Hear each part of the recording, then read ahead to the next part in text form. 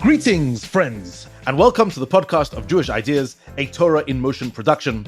I'm JJ Kimchi. Of all the remarkable Jewish thinkers that populated the landscape of 19th century Europe, Abraham Geiger, 1810 to 1874, stands out as one of the towering intellectual and religious pioneers of his age. Often touted as a founding father of Reform Judaism, Geiger's writings, both historical and theological, was an important catalyst in the transformation of Jewish life that characterized the modern era. An important scholar in the history of the Jewish religion, Geiger also made foundational contributions to the study of Christianity and Islam, an achievement made all the more remarkable as he lived in a time when Jews were conspicuously excluded from the European Academy. Finally, as a public figure and communal leader, Geiger became embroiled in many great disputes of his time, most famously with his arch nemesis, Rabbi Samson Raphael Hirsch. To discuss Geiger's extraordinary life and works, we are fortunate to be joined by Dr. Susannah Heschel, who is the Eli M. Black Distinguished Professor of Jewish Studies and Chair of the Jewish Studies Program at Dartmouth College. In addition to her books and articles on Jewish and Christian scholarship, Professor Heschel is an elected member of the American Society for the Study of Religion and the American Academy for Jewish Research. Her splendid book, Abraham Geiger and the Jewish Jesus, published by Chicago University Press, which shall form the basis of our discussion today, won the National Jewish Book Award in 1998. It is a pleasure to have Professor Heschel with us here today. Welcome to the podcast of Jewish Ideas. Thank you so much. A pleasure to be with you. Excellent, excellent. So let's jump into the life and times of this extraordinary man. So first, if you could give us a brief overview of Abraham Geiger. When did he live? What was going on in his period? What were his primary personal and intellectual pursuits? If you can give us a brief picture of the man himself. Yes. So Abraham Geiger was born in 1810 in Frankfurt am Main. His father had been married once before, so he had much older siblings. And then his father, after the death of his wife, his father remarried. And Geiger was just a young person prior to his bar mitzvah when his father passed away. He was educated then by his older brother, and in a very traditional Orthodox way, in rabbinic texts and commentaries. He was clearly brilliant. And then, as a young man, he decided that he wanted to go to university. He was 18 years old. He first enrolled at the University of Heidelberg, and there's an interesting story about his one semester there that I'm happy to tell you about. I think it's actually quite interesting. He left Heidelberg and went to the University of Bonn, which was fairly new and newly open to Jewish male students. No women were permitted, Jewish or Christian. There he had a bunch of friends who were fellow students, and that included Samson Raphael Hirsch, Ludwig Ullmann, Joseph Derenburg, among others. These Jewish students formed a little group. They used to give sermons, practice giving sermons to each other, and then criticize the sermons, which apparently led to some tensions within the group. Those criticisms were perhaps a bit hurtful. Wow. They also encountered a professor who was very warm to them. Gustav Freitag was his name, and he was, in a contemporary description, a very outgoing and cheerful person who liked to drink beer and spend time with his students. He was warm and welcoming, charismatic. And he welcomed these Jewish students and their interests. They were thinking about careers in the rabbinate because, of course, at that time, a Jew could not become a professor, and they weren't interested in law or business or medicine. So they started studying Arabic. They studied together and with Professor Freitag. And then Professor Freitag organized a topic for the annual prize essay. The topic was, what did Muhammad take from Judaism? And that was a topic that, of course, was precisely what interested Abraham Geiger. He was reading the Quran and enjoying it tremendously because, he writes in his diary, he found so many Jewish texts reflected in the Quran. So he wrote a prize essay demonstrating that passages in the Quran have very close parallels in Midrashic sources and in Talmudic sources, even in Mishnah. And also he discussed parallels in religious observance among Muslims and Jews, how Islam took certain Jewish ideas and maybe it shifted them, but also adopted them. And all of this became his doctoral dissertation, which he submitted to the University of Marburg. there are reasons for that, I'll discuss later. And it was then well received and published as a book. This book, published in 1833, Geiger was just 23 years old, was a huge success all over Europe among scholars. And to this day, that book is credited with launching the field of Islamic studies. Interesting. That's pretty remarkable. Now, what did he do then? He became a rabbi in a very small Jewish community in Wiesbaden for about 5 years, but he was very busy. He was conducting his research and publishing. He even founded a Jewish studies journal. And then he received a call to Breslau, where there was some controversy over his appointment to the Jewish community of Breslau because he was not considered an Orthodox rabbi. And so there were objections from the Orthodox community. But nonetheless, despite the objections, yes, he became rabbi in Breslau. I would say, by the way, that sure, he had controversies and debates with fellow scholars and with fellow rabbis. Rather than Hirsch, I think the most important was his controversy with Heinrich Gretz, who also came to Breslau and became professor at the new rabbinical college that was established there in the 1850s. But they actually were also reconciled. That Michael Meyer has written about that. So Geiger and Gretz ultimately became friends at the end. But during this period, Geiger also was married, had 4 children. In the 1850s, his wife became seriously ill. He went with her to Berlin for some treatment. But during this time of really quite terrible angst in his life, worry for his wife who did die, he also was very active on a book. He wrote his magnum opus, Urschrift und Übersetzungen der Bibel. This was a study of the translations of the Bible in antiquity to various languages, Syriac, Aramaic, Greek, and so forth. He looked as a very careful philologist at the choice of words made for these translations. And based on those translations, he wrote a book about 2 conflicting tendencies within the Second Temple period of Judaism. The book is amazing. It's never been translated into English, but there is a Hebrew translation of the book. This book is very technical. It's not an easy book to read. It doesn't sound like a bestseller, to be honest. Not a bestseller. But the overall argument is fascinating. And then after that book came out in 1857, he went on to write more articles, drawing from the research that he did and extending that research to other kinds of topics, including the origins of Christianity. He also, he was productive on so many levels. He wrote about medieval biblical exegesis, for example, and so many other topics. Leon de Modena was another topic of his. And he also founded a new journal that he edited of Jewish studies. So he had 2 different journals. When one ended, he then a few years later started a new one.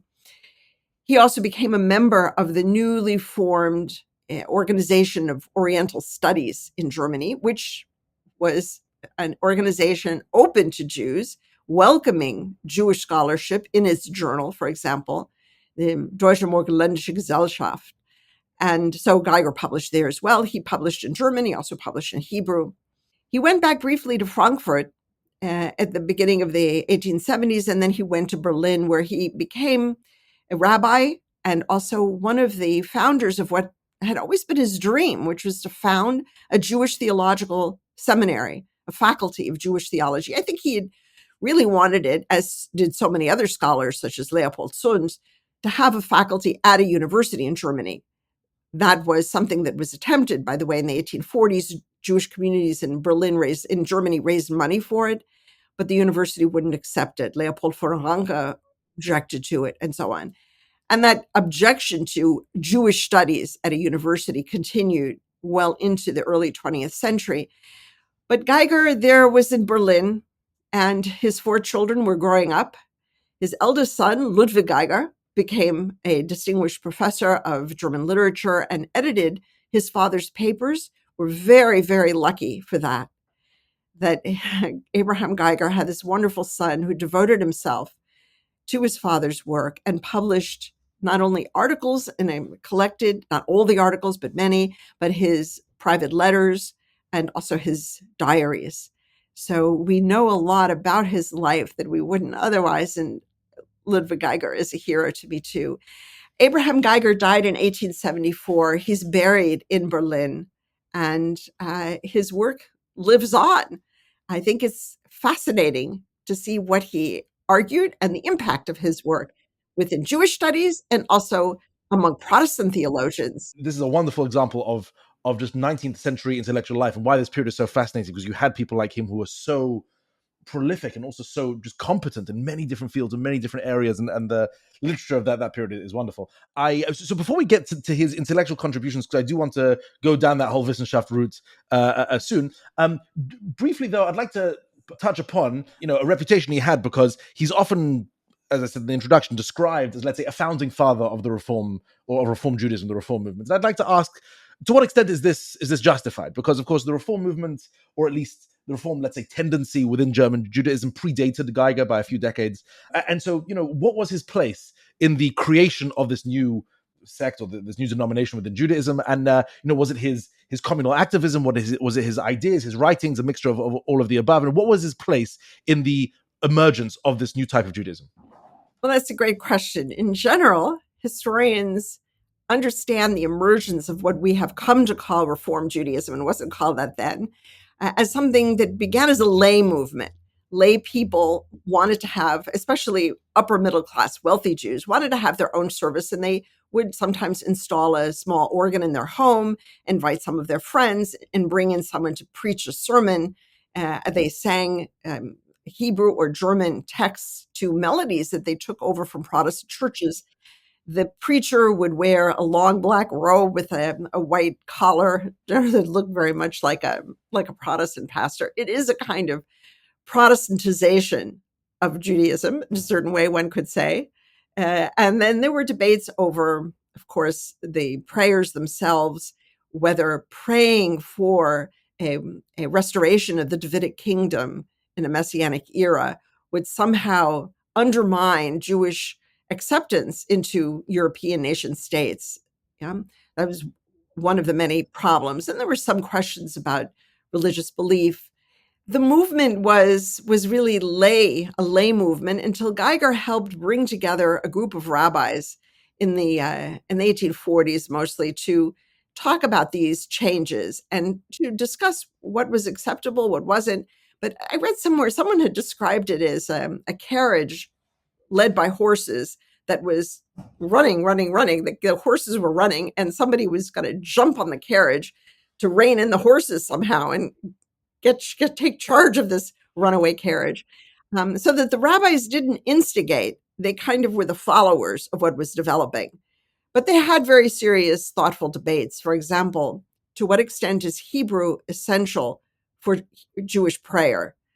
If people don't understand Hebrew and can't read Hebrew, would it be better to pray in German?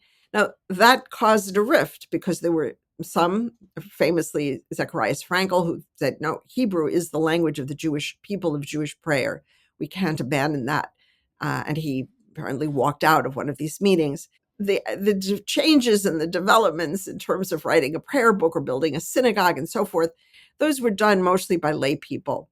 Just to keep in mind, the Reform, what we call Reform Judaism, men and women still sat separately, as they did in churches in Germany at the same time. So Reform Judaism in Germany in the 19th century is not what we have today. Right. I could also just say a major question is, on what grounds are we permitted as Jews to make changes in Judaism?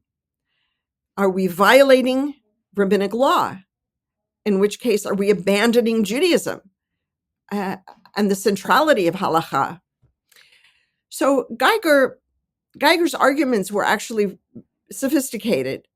He was trying to defend these changes against claims that, for example, that these liberalizers were only following the Bible and not the Talmud, that these liberalizers were like the Karaites, who rejected rabbinic authority, things like that.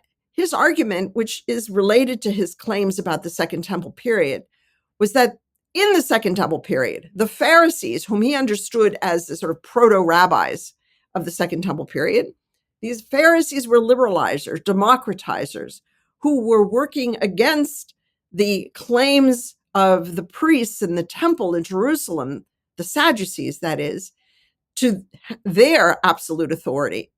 It was a clash of these two, what he calls these two tendencies within Second Temple Judaism, the liberalizers and the conservative Sadducees. So he's thought of these reforms of Judaism in the 19th century as actually restoring the initial democratic progressive impulse of the earliest kinds of rabbis, the Pharisees. Now, it's more complicated than that, and I'm happy to talk more about that. Would you say he adopted the mantle of, restoring the true crown of Judaism against the ossified, more small c conservative rabbinate of his day? Was that what he was trying to do essentially? Yes, he was trying to defend the liberalization. And let's also just keep in mind, for example, Geiger was an observant Jew. He observed in the way that we today would call sort of modern Orthodox, let's say. He did not travel on Shabbat. He kept kosher. He fasted on not only on Yom Kippur, but on Tisha B'Av and the other fast days and so on. So,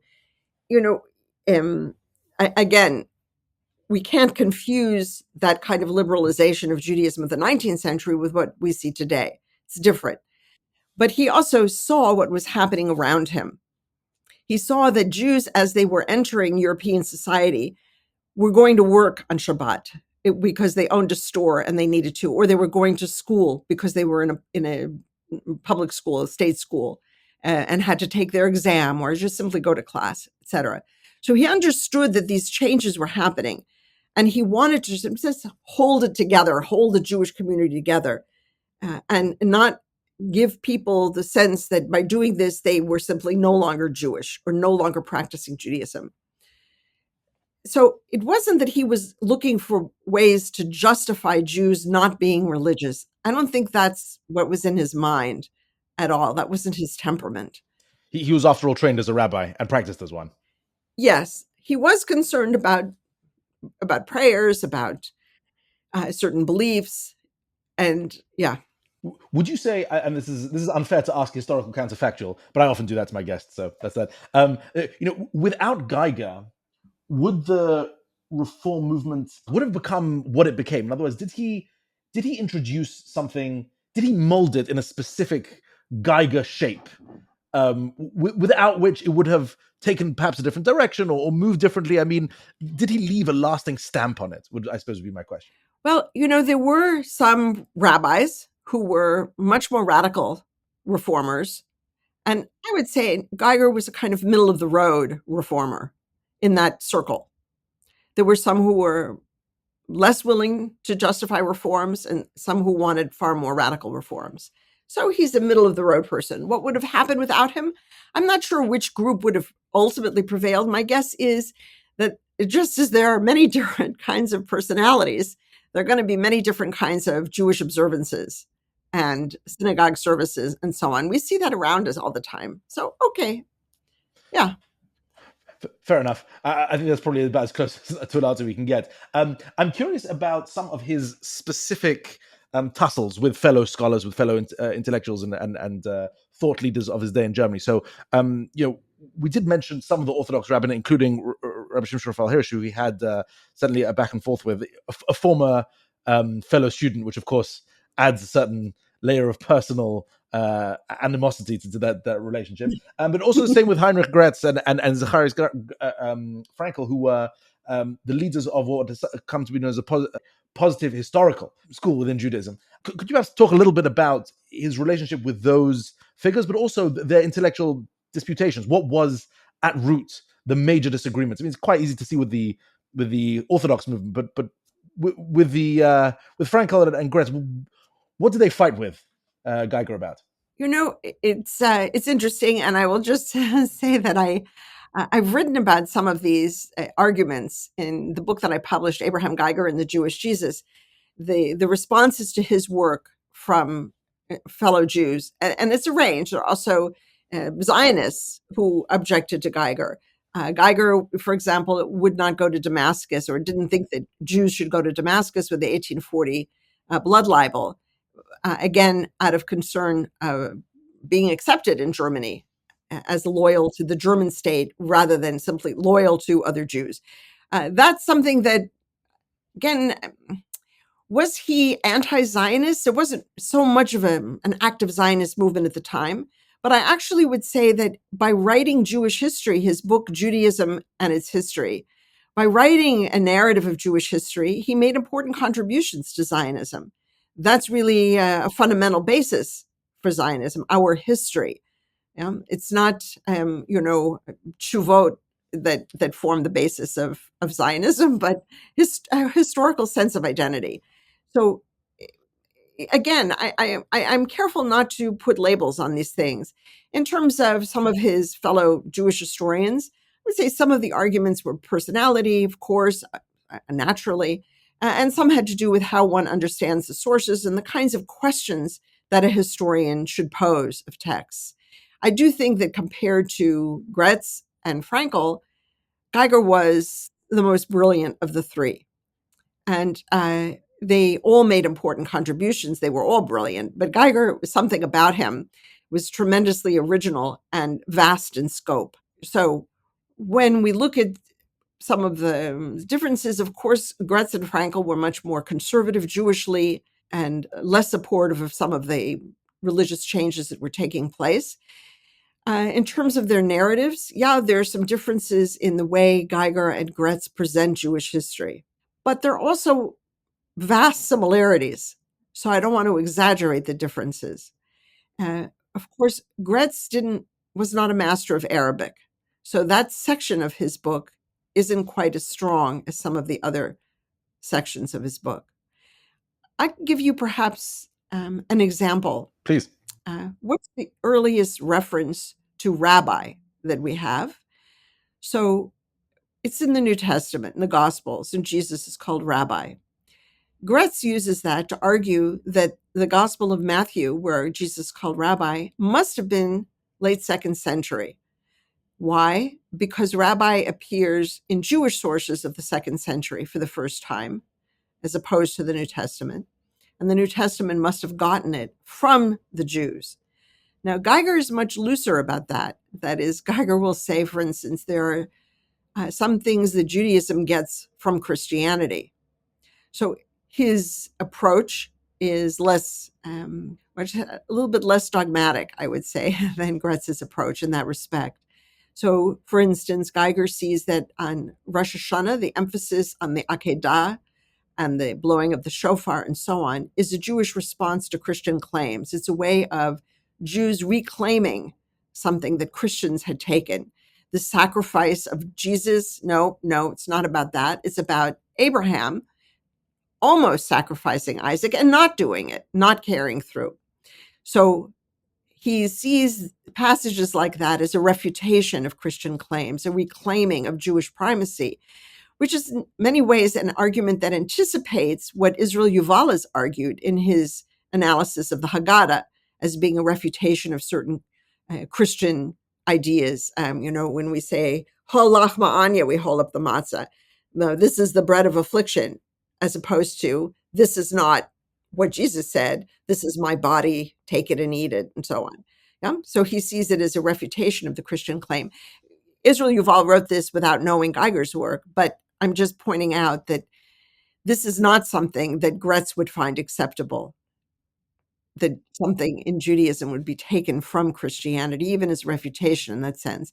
The more conservative scholar. Presumably in terms of what they would and wouldn't permit to be changed, or how malleable they saw Judaism as such. I mean, Geiger's reputation is that by taking on the mantle that he did of a reformer, or within the spirit of how he understood, he read the Pharisees and Chazal, he was willing to countenance much more radical change than those even slightly to his right, so to speak, such as Frankel, such as Gretz.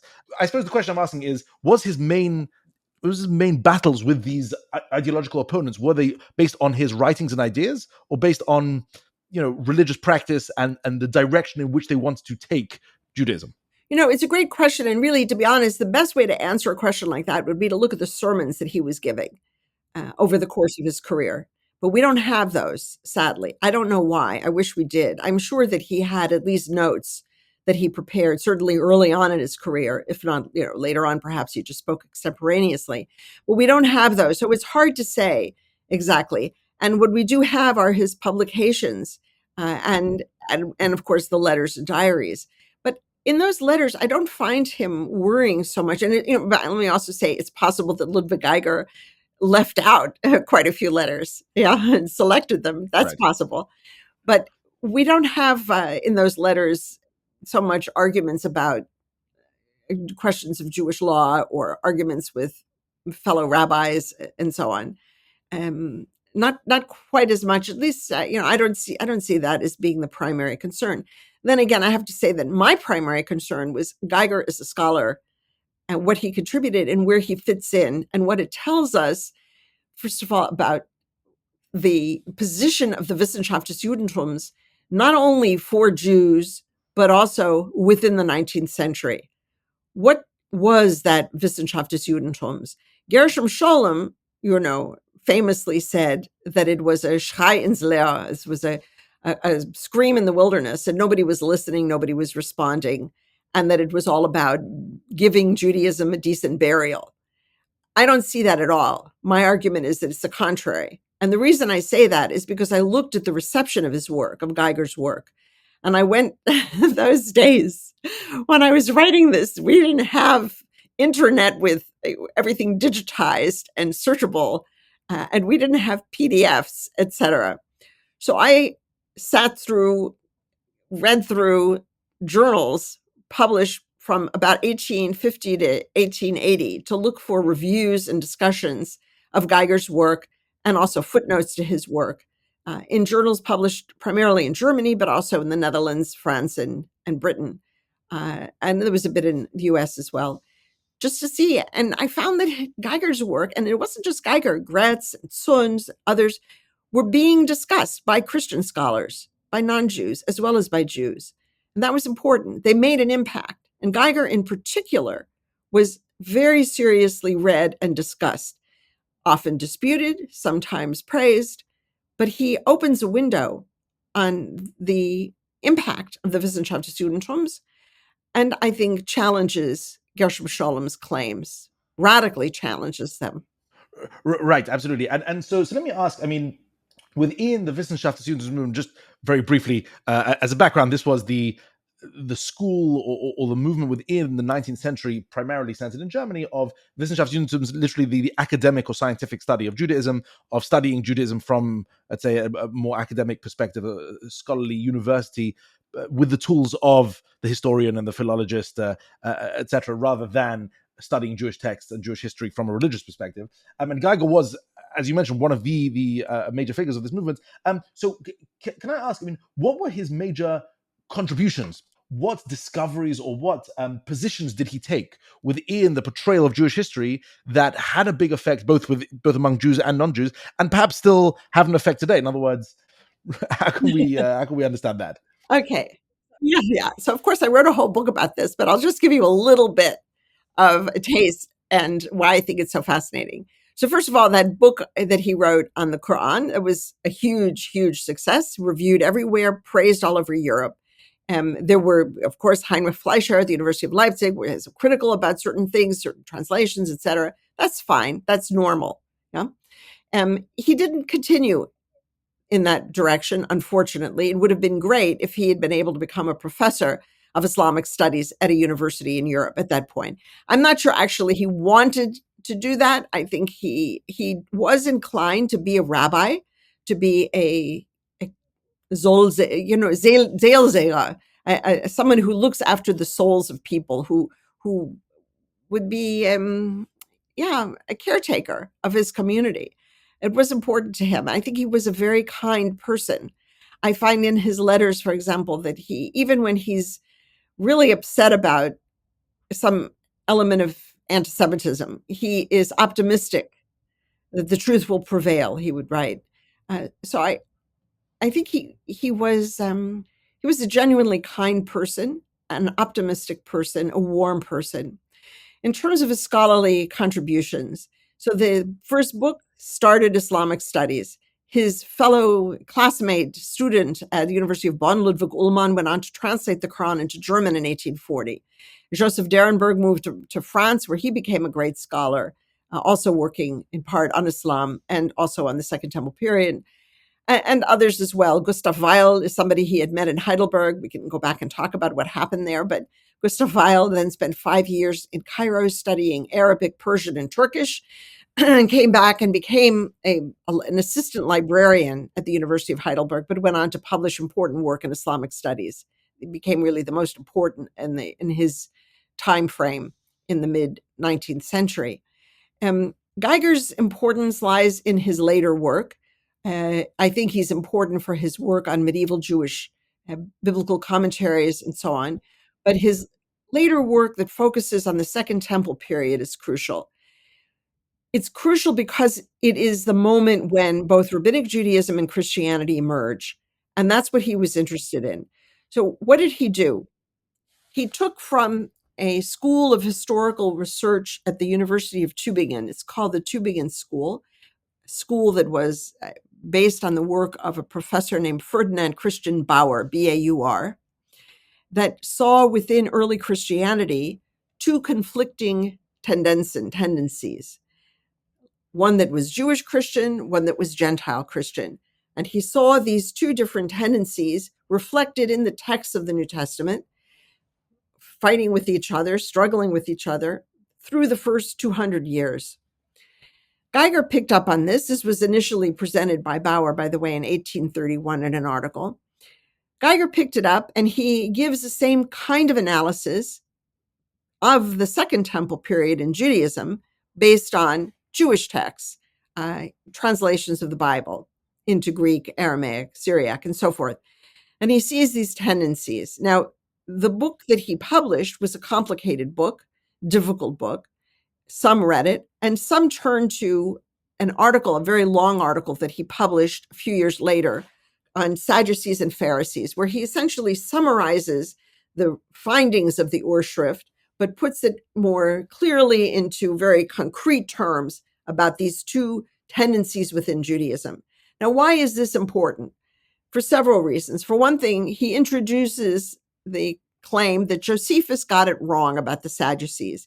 To say that the Sadducees have no oral law really makes no sense. And he's right.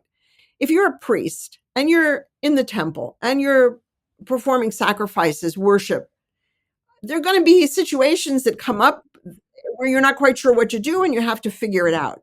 That's what halakha is. Not everything is spelled out exactly. You have to figure it out. So Geiger argues that actually within halakha, within the Mishnah, you can see traces of what he called an older halakha, that is the halakha of the Sadducees, and a later halakha, the halakha of the Pharisees. Occasionally, Sadducees are mentioned by name in the Mishnah, sometimes not. So he saw these two tendencies already reflected in rabbinic literature. Now, that complicates, for one thing, our understanding of the Mishnah. It's not one unified whole. It has conflicting viewpoints that represent sharp distinctions within the Judaism of the Second Temple period. Now, on the Pharisees, he sees them as the liberalizers, the democratizers, who opposed the Sadducees for being authoritarian and aristocratic and hobnobbing with the Romans. Pharisees came in and said, look, your home is as good, a Jewish home is as good as the temple. Your table is as good as the altar. Your prayer at your table is as good as what the priests are doing in the temple, and so on. So they wanted to democratize Judaism in that way. And that is, for Geiger, the core of what became ultimately the Pharisaic or early rabbinic halakha, the later halakha. That became normative. This is important because we find throughout the scholarship, the non-Jewish scholarship of the era, well into the early 20th century, Christian scholars needing rabbinic literature to prove certain points about early Christianity, but they use generally the same texts over and over again, one after another, one scholar after another, the same particular text that they have heard about. to the point where one might say, for example, that Emil Schur, who was considered a very great scholar, who wrote a very important study of early Christianity and included in it a chapter on Judaism in antiquity, life under the law, I think he called it. And yet what he describes, which is essentially how miserable it is to live under halakha as a Jew, what he describes sounds like something that a ignorant village pastor might preach. It doesn't represent a high level of sophisticated knowledge or thinking or analysis. And that's striking. But Geiger intervenes here, and the scholars then cite him. They will take some of the passages that he presents in his work and quote them and footnote him. They also wrestle with his claims about the early and later halakha. And then ultimately, it comes down to a very crucial point. Geiger says, within these two tendenzen, Jesus himself represents or comes out of the Pharisaic mold. That is, he is not anti-halakha. He is, like the Pharisees, trying to liberalize and democratize halakha. But in that sense, he makes an argument, similar argument, what he said about the Quran, namely, there's nothing new in the New Testament. Jesus said nothing new, nothing original. All that Jesus said you can find in Jewish sources, either in the Hebrew Bible or in rabbinic literature. There's nothing new here. Jesus differs from the Pharisees only on the question of divorce, where Jesus is more conservative than the rabbis. But he never said anything new or original or distinctive.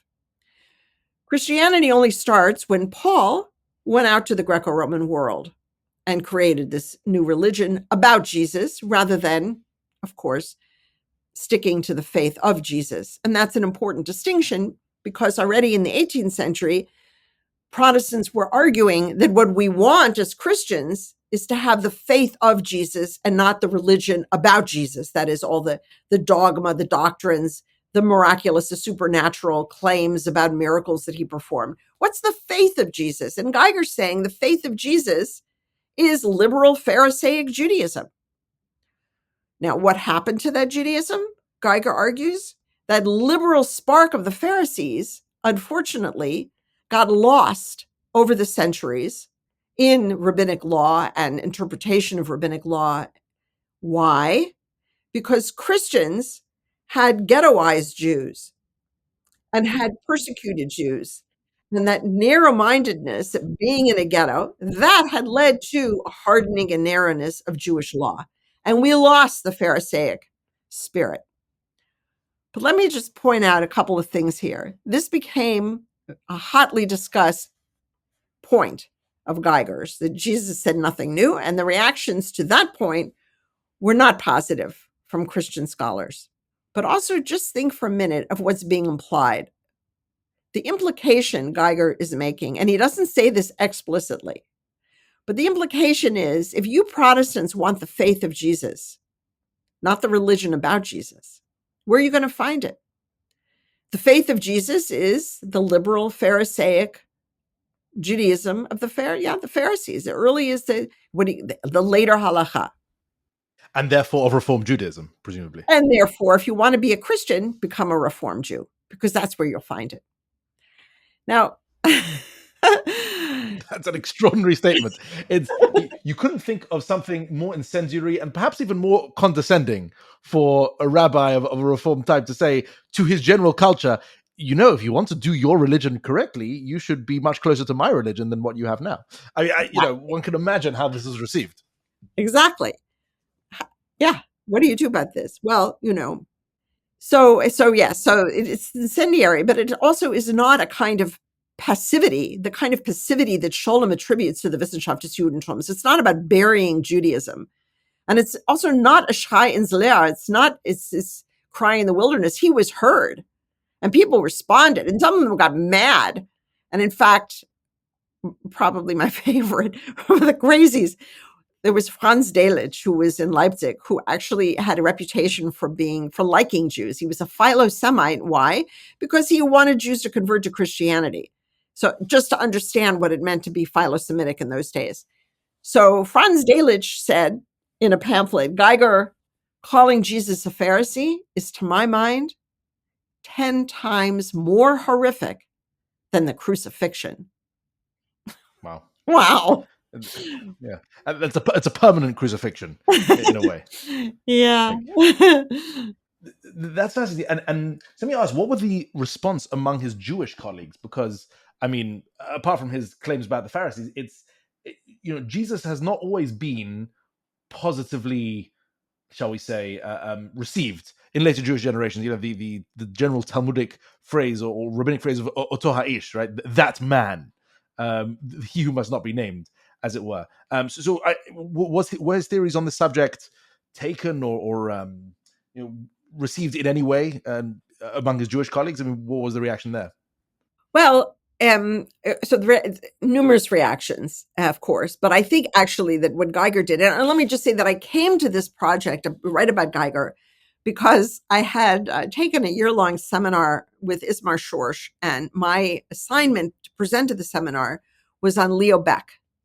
And I read Baeck and I thought, wow, this is so interesting and stimulating, especially his long essay called Romantic Religion, which is wow. And so I thought, I'm going to write about Leo Baeck for my dissertation. And then as I started going back and reading the earlier scholars, Geiger, Gretz, and others, I realized that Baeck was, in a sense, I wouldn't say repeating, but sort of synthesizing what had already been developed in the 19th century. And that's what led me to Geiger, because his argument that Jesus was a pious Jew and Paul is the one who founded Christianity, that this was an argument that really came to prevail among a lot of Jewish thinkers, rabbis, teachers. I find it among ordinary people. If I ask a Jew to tell me, that's usually what they'll tell me. Now, yeah, with Gretz, it's a little more complicated in some respects, but maybe I should also tell you a more serious criticism of Geiger's work, which comes from Julius Wellhausen. Wellhausen is the great Bible scholar. Everybody knows his name. So the documentary hypothesis is generally attributed to Wellhausen, somewhat erroneously so, but he's seen as the avatar of late 19th century biblical criticism, and to attack Wellhausen is to attack biblical criticism in later generations. Anyone who's read the back essays in the Hertz Chumash will know exactly what I'm talking about. Yes, I mean, there's a whole industry of Jewish apologetics to respond to Wellhausen, but Wellhausen also has some thin ice he skates on occasionally, and one of them is his response to Geiger. So, for example, Wellhausen's dissertation was on Samuel, the books of Samuel, and then he got a position in Greifswald, which is in the north of Germany, and in 1872-73, he devoted his lecture series, his class of lectures, to refuting Geiger's work on the Sadducees and Pharisees. And he published that volume of his lectures in 1874. It was reprinted several times in German, and then it was translated into English maybe 20 years ago. So it's still around as a book, which startles me. What did Wellhausen argue? He argued that Geiger's use of Mishnah, of Mishnaic sources, to reconstruct the Second Temple period is inappropriate and unacceptable because the Mishnah was edited, put together later than the Second Temple period, more like the second, third century, and not, so the Second Temple period ends when the Second Temple is destroyed in 70 CE. So Wellhausen claims that Geiger can't make those kinds of arguments of Jewish background to Christianity or Jesus taking something from Judaism, repeating something Jewish. The problem is that he also quotes, when he wants to discuss who were the Pharisees, Wellhausen quotes Matthew 23. Woe to you, scribes and Pharisees, hypocrites. In other words, Wellhausen is content to accept what it says, what the Gospels claim, the Gospel authors claim that Jesus said. He's willing to accept texts from Gospels that were written long after the death of Jesus because he sees them as, in a sense, containing earlier oral traditions. But he doesn't accept that the Mishnah also might contain earlier oral traditions, for example. Well, presumably also, as a Christian, he accepts the veracity of his faith's major texts. Wellhausen was really not happy being in a theological faculty, and he actually left it. So he wasn't so much that he was writing as a proud Christian, but he was, or let's say he didn't want to admit that he was. But he was, one can be generous and say, well, Wellhausen was naive when it came to Christian texts. I wouldn't say that. I think that there's bias in Wellhausen, and that the image of the Pharisees that he presents is like Emil Schur. It's not worthy of a scholar. It's the image presented by an ignorant village pastor. So this brings up something, an interesting side question I want to ask as well regarding Geiger's sort of methodology, his historical, his way of piecing together the ancient past. Because if he did dwell significantly on the Second Temple period, I mean, how did he go about his business? Okay, he wants to portray what life or the beliefs or religion was during, to say, the first century of the Common Era, or the first century before the Common Era. Did he privilege, let's say, Jewish texts? Was he open to the writings of Josephus and Philo? And you know, what, for him, were the rabbinic texts the most reliable texts? And that was the way he pursued his historical methodology? Or, as you say, he was willing to go to the New Testament, he was willing to go to whatever there was at the time. To what extent did Geiger, let's say, escape the strictures of a religious rabbinic scholar and embrace historical studies as it was? Well, first of all, his use of the Targumim, of the Mishnah, of Jewish texts as historical data, that already is stepping away from any kind of traditional approach, Jewish religious approach. These are historical documents that contain historical information. You just have to understand, read it in that sense, with an eye to the history. And there, of course, he's not a traditional, what shall I say? This is not something that was in any way acceptable. A historical approach to rabbinic texts was not acceptable to a religious Orthodox Jew like Samson Raphael Hirsch or someone in a yeshiva. You just don't do that. Let me ask you about, I would say, the heuristic in your book on Geiger, which is, by the way, an excellent work, and I highly recommend to everyone interested in this, which is a sort of, you cast him, I don't know how best to say this, maybe in the sort of a reverse imperialistic role. Yes. You saw within Geiger's writings, both on Christianity and Islam, a response to, I would say, let's say, Christian imperialism, or a way of reclaiming these texts and these traditions on behalf of Judaism. Could you perhaps elaborate on what exactly you were claiming Geiger was doing with all this? Yes, well, I would say what struck me was studying the reception of his work that gave me a sense of how radical his claims were, how important they were, how they were received. That is, since Christian scholars found them so objectionable, so problematic, so challenging, so in a sense of demolishing of their assumptions and claims, that was important for me to recognize. And that showed me the radical nature of his approach in his day. What seems to us today not particularly radical, to say that Jesus was a Pharisee, for example. Okay, nobody gets upset about that. But at that time they did. So we have to historicize the reception of his work to understand the nature of the argument in its day. Now, in that sense, yes, he was a radical figure, but I also brought to it a feminist sensibility. That is, at the time I was working on Geiger, was the time when a wonderful book came out called Mad Woman in the Attic by Sandra Gilbert and Susan Gubar. Mad Woman in the Attic, which says what happens in the 19th century novel where you take the fundamental plot, which is romance. Girl meets boy, they get married. But what happens when it's not a man writing the novel, but a woman writing the novel? Does she change the plot in some way? All of a sudden, Jane Austen, for instance, the woman becomes actually in charge of things. She's clever. She outsmarts. She knows what she's doing. And Mr. Rochester is not necessarily the hero. Oh, right. So those are the kinds of things that they present in that book, and it was actually rather startling. So we always think about, for example, men painting pictures of women. Fine. What happens if a woman paints a man? What happens when it's reversed? So I started thinking about this to understand the reception of Geiger's work that was so tense and often hostile. Why? Because for a long time, Christian scholars put Judaism under the Christian microscope.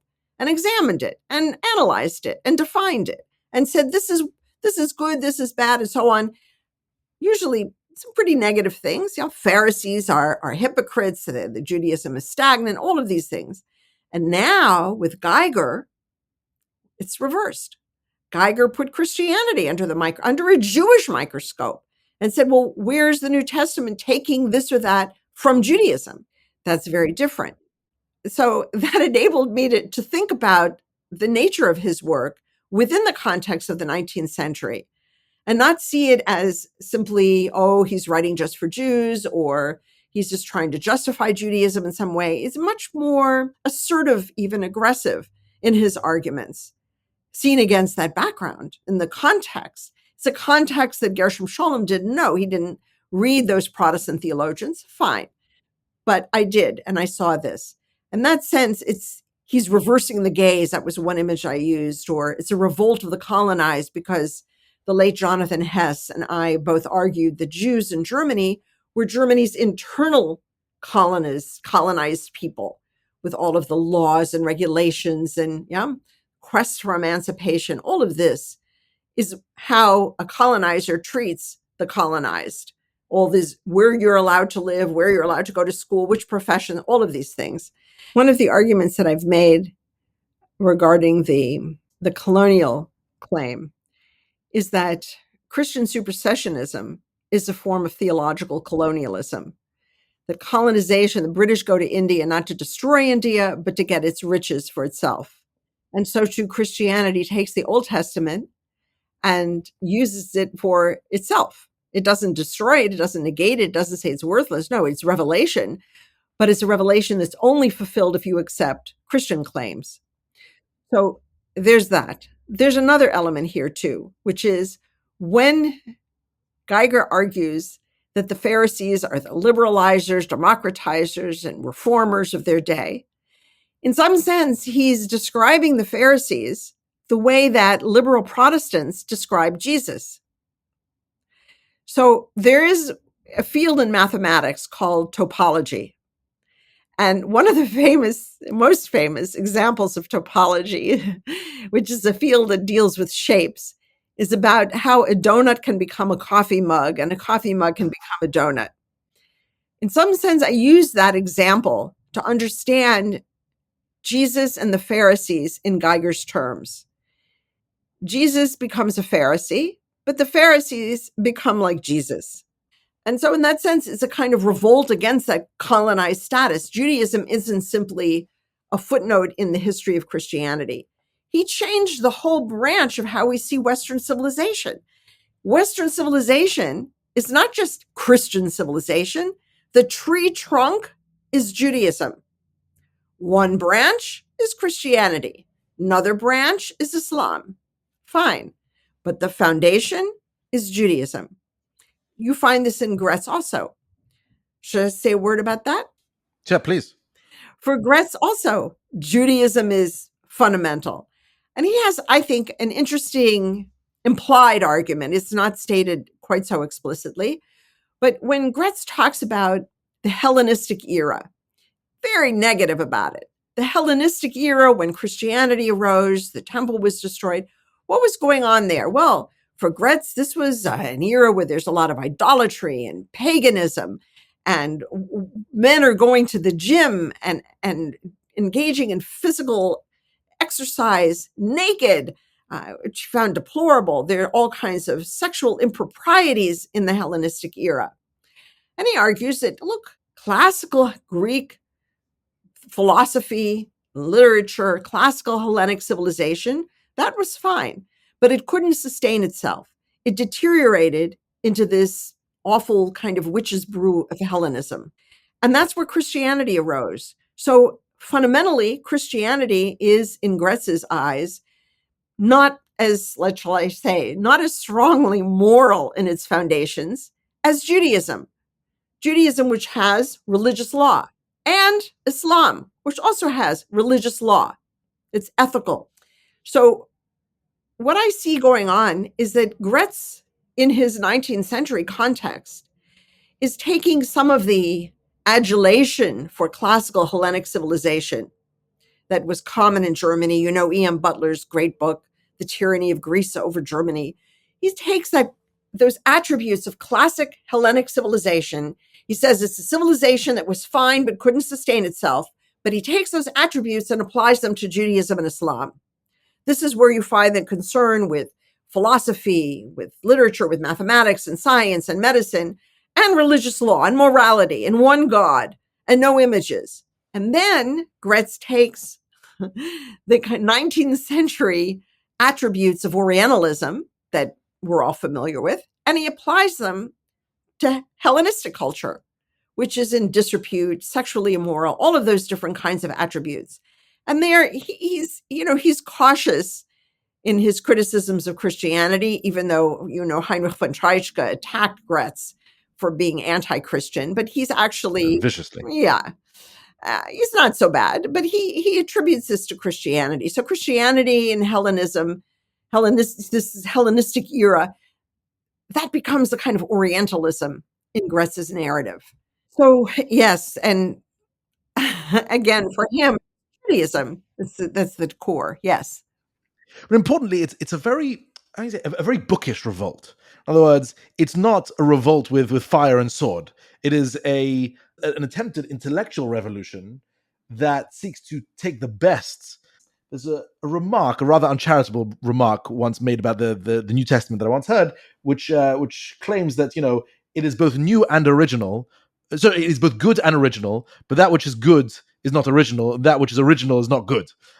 Which a typically Jewish remark. And it seems that what certainly Geiger is trying to do is to say that there are positive elements within Christianity. Let's say a pristine, pure Jesus style Christianity, and that he's adopting for the Jewish religion. He's saying that belongs to us, that is from us. And then there are these Hellenic impurities, let's say, or Pauline style Christianity, and that got mixed in. That essentially ruined, spoiled the brew, as it were.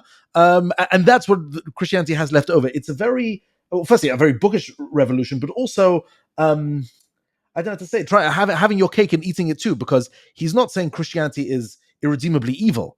It is just that which is good actually came from us, and that which is not good you made up or you took from another civilization.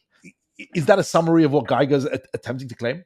Well, that's interesting. I would say that it is bookish. You're right. I do think that books and ideas have an impact. And I think Geiger's work had some impact in the way Jews think about Christianity, for example. Jesus is good. And yes, that's certainly the case.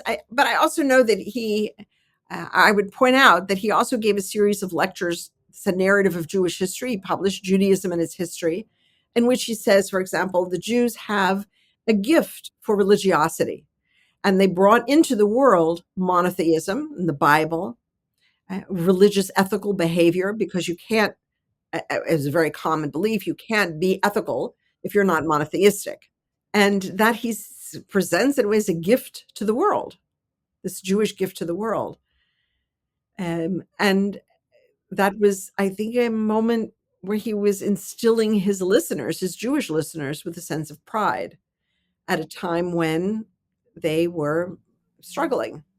I suppose that is one answer to that question. And I'd like to ask how this lens transfers onto Islam, because of course Islam comes much later, and also the Islamic culture wasn't the culture that was enveloping and in some ways oppressing Geiger and his generation of Jewish scholars. In fact, it was quite far removed. It was the other side of the world. It was more of a curiosity than anything else. At least it seems for him. Because similarly, if I recall correctly, he portrays Muhammad and the Quran as taking an awful lot from the Bible, taking an awful lot from the Midrash, Rabbinic Judaism, etc. In what sense was he applying a similar kind of lens? Because it couldn't really be a revolt. Was it an Orientalist projection? What are we talking about here? So, let's say, first of all, with his book on Islam, Muhammad isn't the same as Jesus. That is, Jesus was a teacher, a religious reformer, someone who was preaching to Jews to be more religious, whereas Paul founded the religion. With Muhammad, we have something different. He received a revelation on the one hand, And at the same time, he also founded a religion and a civilization and a state. So he's a different kind of role. But yes, the fundamental principles within Islam are the principles of Judaism for Geiger. There are a few changes that take place, and he makes the argument that Jews didn't go along with everything with Muhammad. Muhammad got disappointed, so therefore he changed, for example, the direction of prayer from Jerusalem to Mecca, things like that. But he launches also a notion that there is something very positive in the relationship between Judaism and Islam that does not exist in the relationship between Christianity and Judaism. That's interesting. And it's a claim that has been repeated for a long time. You remember Shlomo Dov Goitein, the great scholar of Islam and of Jewish history, who went from Germany, where he wrote his dissertation in Frankfurt, to live in Israel in the 1920s, excuse me. And Goitein once in a lecture to British Jews, I think it was 1958, said, "It was Islam that saved the Jewish people." By which he means, and it's the same thing that Gretz and Geiger said, Islam was a religion of tolerance, religious tolerance. It was a religion where Jews and Muslims could get together, study together. Jews wrote in Arabic. Jews didn't write in Latin. Christian scholarship was conducted in monasteries. So there wasn't the same kind of interaction between Jews and Christians that there was between Jews and Muslims. But it was the religious tolerance and the kind of openness to economic diversity, international trade, things like that, that allowed Jews to flourish, and also encouraged Jews and Muslims to develop philosophical approaches to religious texts, religious ideas, to explain and justify religion in that sense. So this is all very interesting to see, this claim of an affinity between Judaism and Islam. And one finds it then in the 19th century and again in the 20th century. Let me just say one other thing about this in more overarching way, and that is I'm interested in why Jews in the 19th century modernized themselves, or at least felt that they were constructing a Jewish modernity through the vehicle of history writing. Why history? Because I look, for example, at the Nahda, at the Arab Renaissance of the same era, which has many parallels with Arabs flocking to German universities and also to France and England to study European scientific methods, Wissenschaft. They also Jews talk about Bildung, about education as a cultivation of the self, a moral cultivation. And Arabs talked about adab in similar sense. It's not just about gaining books, reading books, learning things, but to cultivate the self morally. And so anyway, there are all these parallels. But while there's some interest among the Nahdawis, these Arab thinkers, intellectuals, in history, it's minimal. Whereas for Jews, the writing of a narrative of Jewish history becomes extremely important. And I'm interested in that question. Why history in particular? History was indeed an important topic in the 19th century, but it wasn't the only one. In the Middle Ages, Jews wrote philosophy, and now it's history. I wonder what that means and how the writing of history becomes a kind of signal of being a modern person. As you've been saying, presumably it is a wonderful way of reconceptualizing everything in a way. In other words, like Geiger, if you can just plant a seed at a specific point in history, then everything that follows from that, everything that germinates from that, can be conceived differently, I suppose. I mean, I'm guessing that's why it's such a powerful tool. Yes, but one could do this. One could do that in a different way, presumably. And there are other possible disciplines. I might just to qualify that slightly, I would also say that by the mid-19th century, I believe it was in the first issue of a new journal that came out starting around 1848, 1850, called Studien und Kritiken, Theologische Studien und Kritiken. I think that's the name of it. It's a Protestant journal that was very scientific and so on. And they said in the beginning, what is theology? What does it mean to do theology? It is to do a historical analysis of the origins of one's religion. That's theology. And that's what Jews were doing too. And that's interesting. That was taken up. But again, let's just think about what that means. what is the nature of the modernity that they're claiming or creating for themselves through the use of history writing as their tool? This is a massive, massive topic, far beyond what we have today. As we're coming towards the end of our time, I'm just very curious. You mentioned it twice. What is the story with Heidelberg? You've piqued my curiosity to the point that I can't not ask this question. So, well, it's something that I'm curious about. I don't have an answer to it, but I'll tell you what happened. So Geiger went to Heidelberg, University of Heidelberg, in 1828 in the spring, what we call the spring term, and he took a course there with Karl Umbright. Umbright was a professor in the theology faculty. In those days, people didn't specialize as they started to do later in the century in a particular, Old Testament, New Testament. Everybody did everything. But he had written a book around 1824 on the book of Job. The debate among scholars at that point had been, is Job the product of a Mosaic authorship or pre-Mosaic authorship? And Umbright said, no, you're misunderstanding. It's not a question of the linguistics of the text, but rather the mood of the text. That is, this is a text that reflects Babylonian exile. It's people in Babylonian exile, suffering, who produced the book of Job. Is that he's not trying to make a claim specifically about authorship. He's making a claim about the mood of the book, the atmosphere, the culture, which is a pretty sophisticated argument to make at that point. And Geiger took his class, so it was just a few years later, but writes in his diary that in the class, the professor, Umbright, and students were making hep jokes and laughing. And that offended him deeply. And that's why he left Heidelberg and went to Bonn. Now, hep, if I might interject very briefly, hep was the series of riots that took place in Germany, I think the late 1810s or the early 1820s. Anti-Semitic riots. Anti-Semitic riots, yes. Specific anti-Jewish riots that were enormously damaging and also shook German Jewry to its core. It was after the Napoleonic War. It was really a reaction to the liberalization of the Napoleonic era. And the crowds would run through the streets yelling hep and destroying. And jokes of those kinds would have been not only offensive, but I suppose deeply worrying to a student in that period. Now, I understand Geiger left. He went to Bonn. He was happy at Bonn. It was fine. But then I started studying one of the contemporaries of Geiger named Gustav Weil, also Jewish, who had been born in a small village not too far from Freiburg.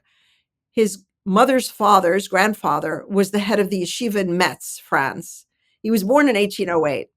And so when he was 12 years old, namely 1820, he went to his grandfather, lived with his grandfather, went to the yeshiva. Now, albeit it was a very liberal place at that time, and he spent 8 years there from age 12 to 20, approximately.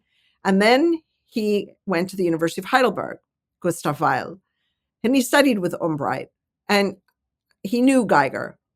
After his studies, he went to Paris, where there was a big institute run by Sylvestre de Sacy for Oriental languages. Then he went with the French troops to North Africa, all the way to Egypt, where he spent 5 years studying, and he came back.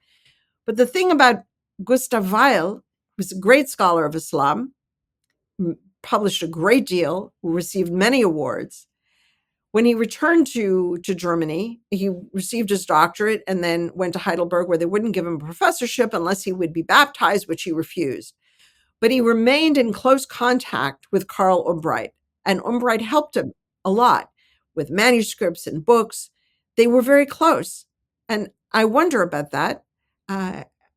Gustav Weil, ultimately at the age of, I think it was 51, received a professorship in Oriental Studies at the University of Heidelberg, where he had been teaching for years already. But it's clear that in his case, Umbright was a good friend, as someone who helped his career enormously. And so I just wonder what that means, that at the same time, one student was so appalled that he walked out, and another student became close to Umbright. And Weil always refused baptism, and he remained a Jew, raised a Jewish family and so forth.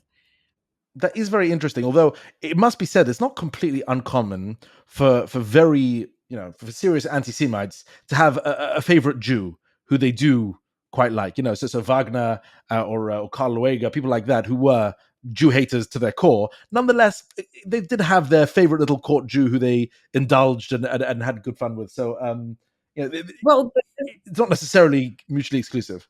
yes, that's the question would be, do we say that Umbride was an anti-Semite who was nice to Gustav Weil? Or do we say, well, maybe some students in the class started something and he didn't suppress it and it was a bad day and something like that? I don't know. Émile Zola, who wrote on behalf of Dreyfus, a very important work, had anti-Semitic characters in some of his novels that he published before the Dreyfus affair.